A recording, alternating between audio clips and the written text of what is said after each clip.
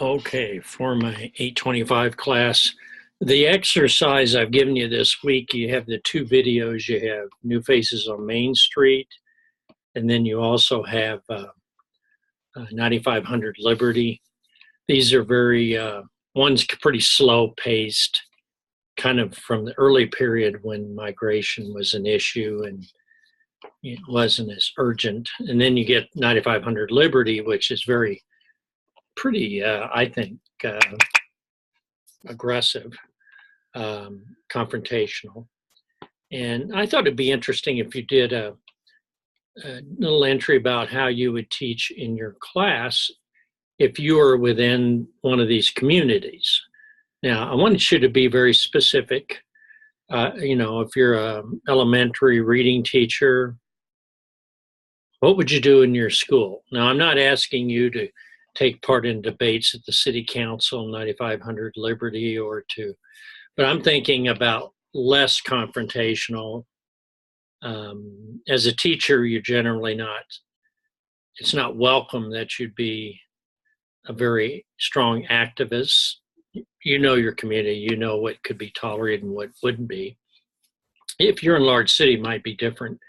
But what kind of things would you do to promote understanding and bridge building in your classroom? And I'm thinking about extending this to the parents on different sides, if there are different sides in your classroom. But what kind of positive things would you do? I might be leaving few of you clueless. You'd say, well, what can I do in my classroom? I can't even address these issues. Well, I believe you can. Now, I don't mean you're going to address them by talking about discrimination against people of color as the theme for your third grade classroom, okay? Or illegal search, or you may talk about some aspect of migration to the United States. You may look at a different time period. A lot of times in history with television programs,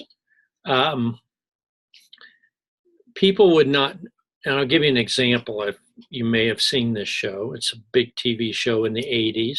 You would have seen some examples, some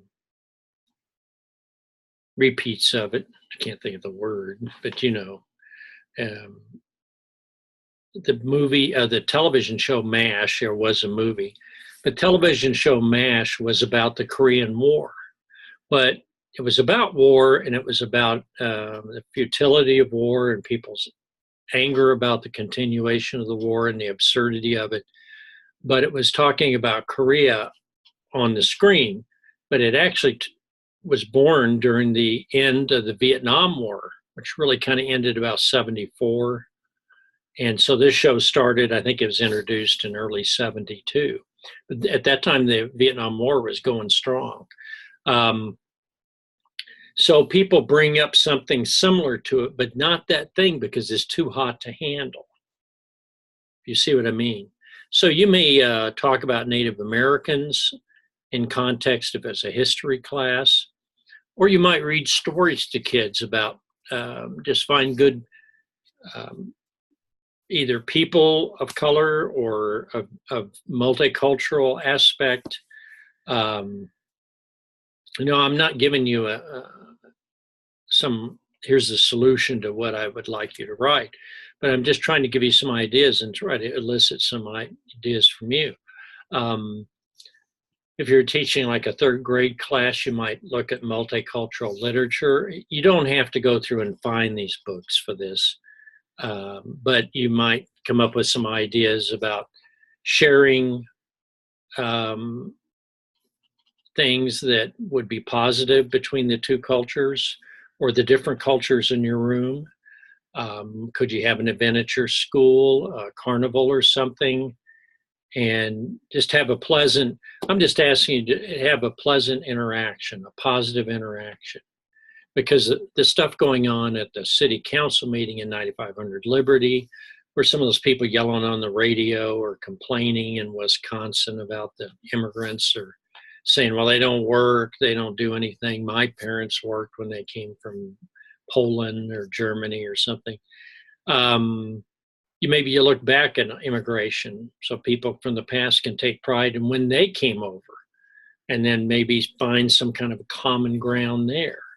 So, if you get into high school, then you could probably have a little more activity and debate.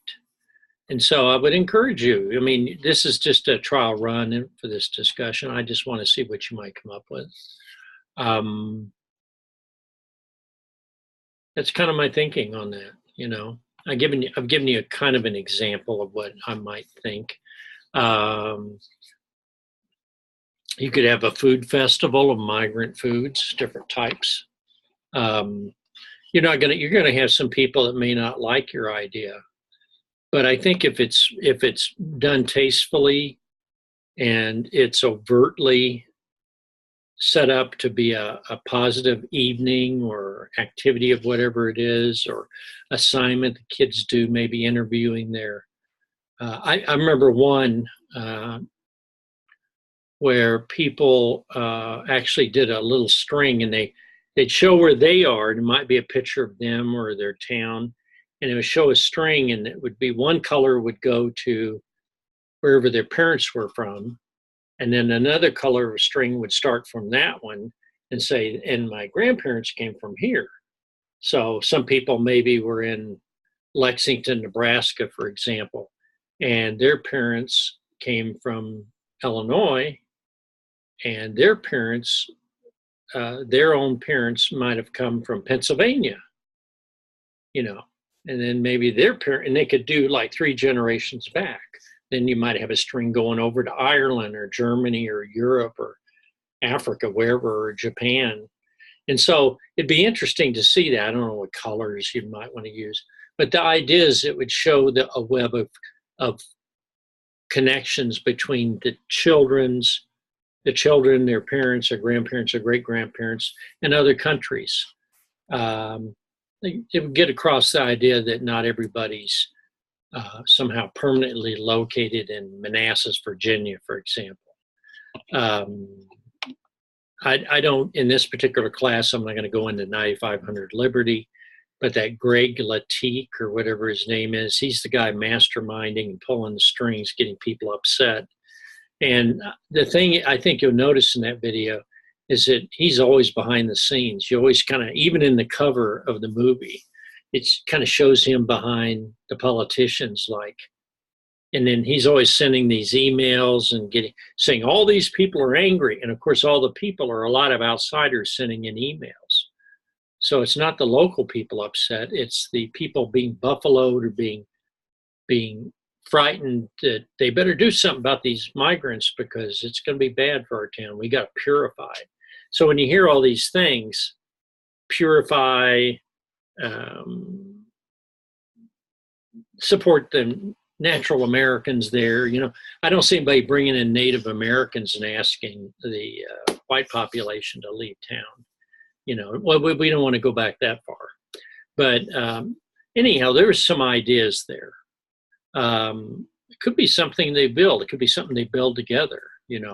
I don't know. But, I was thinking about maybe a class scrapbook about ancestors. That might be interesting.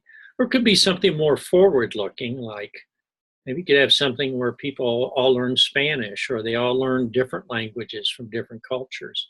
And I was at a school once where we wanted to have a community of our international students, and we actually had a shirt, which I think is in this drawer, but I'll describe it. I won't spend time looking for it. But the shirt had key word in it, and it was a circle on the back, and the key, like a word that is important in that language. And some were like love, and some was like man. And I remember, I think it was Turkish, but I can't swear to it. But it had the word Adam, A-D-A-M. And in that language, Adam, who was like the first man in the Bible, that was the word for man, which I was kind of cool. I thought, I didn't know that. So this was all another interesting thing, So you could have T-shirts that would be made. You could have games they could share. I mentioned food. You could have, I'm trying to give you some ideas. Maybe there's something you do technologically I remember Sharon was talking about technology, and it struck me that, maybe there's some things that could be done there on websites or something, um, where people explore, maybe how people talk, how people dress, all these things that show diversity. I know there's a museum down by Holdridge, and they actually have the national dress of different provinces of Sweden. You think, well, Swedes are all alike, right? No, they dress differently. They had different traditions in different parts of Sweden. So there was diversity within Germany, within France, within Sweden.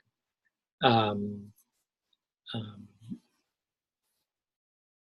and so you kind of have to decide how directly you want to counteract the negative comments.